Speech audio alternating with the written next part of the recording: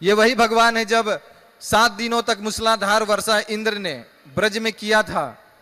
तो इन्हीं भगवान ने 7 वर्ष की उम्र में गोवर्धन पर्वत को अपनी बाएं हाथ की कानी उंगली पर 7 दिनों तक लगातार उठाकर रखा था ब्रजवासियों की रक्षा करने के लिए। ये वही भगवान है जब यमुना के जल को कालिया ने विषाक्त कर दिया था, अपने जहर से दूषित कर दिया था, तो इन्हीं भगवान ने कालिया से युद्ध करके उसे यमुना के जल से बाहर निकाला था। यही वही भगवान है जब मित्रों के साथ गाय चराने जाते हैं और जंगल में आग लग जाती है तो पूरी आग को अपने मुख से पी जाते हैं पानी की तरह। ये वही भगवान है जब कंस वृंदावन में अत्याचार करता है, मथुरा में अत्याचार करता है, तो कंस को मथुरा में जाकर उसके सिंहासन से खींचकर उसको घूसों से मारकर उसको मुक्के से मारकर उसके प्राण ले लेते हैं। ये वही भगवान है जब सुदामा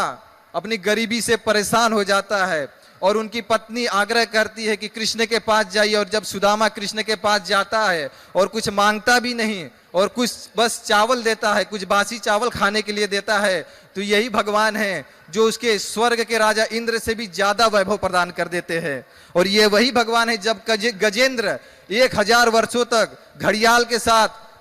सरोवर में युद्ध करता रहता है और हारने की एकदम मरने की कगार पे हो जाता है, बस एक कमल का पुष्प भगवान को अर्पण करता है तो भगवान अपना वैकुंठ छोड़कर दौड़े चले आते हैं और घड़ियाल और गजेंद्र को पकड़कर सरोवर से बाहर निकालकर सुदर्शन चक्र लेकर घड़ियाल के जो मस्तक को धड़ से अलग कर देते हैं और इस तरह अपने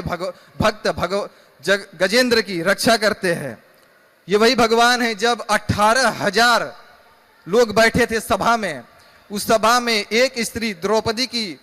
इज्जत वस्त्र को हरण किया जा रहा था, दुशासन खींचते जा रहा था और 18,000 महारथियों के बीच में से कोई भी बोल नहीं सका,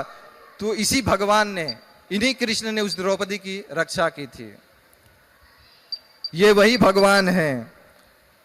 जो अर्जुन की रक्षा करने के लिए उसकी सारथी बन गए, और जब भीष्म पितामह ने कहा कि नहीं आज मैं अर्जुन को खत्म कर दूंगा और घमासान युद्ध किया 10 दिनों में, तो इसी भगवान ने अपनी प्रतिज्ञा को न देखते हुए रथ का पहिया उठाकर भीष्म पितामह को मारने के लिए दौड़ गए थे। भगवान कहते हैं अहम भक्त पराधीन है, मैं भक्त के पराधीन हूं। भगवान कहते हैं साधो हृदय मह्यम साधुनाम हृदय तो हम मत अन्य ते न जानन्ति न अहम ते मनागपि। शुद्ध भक्त सदैव मेरे हृदय में रहता है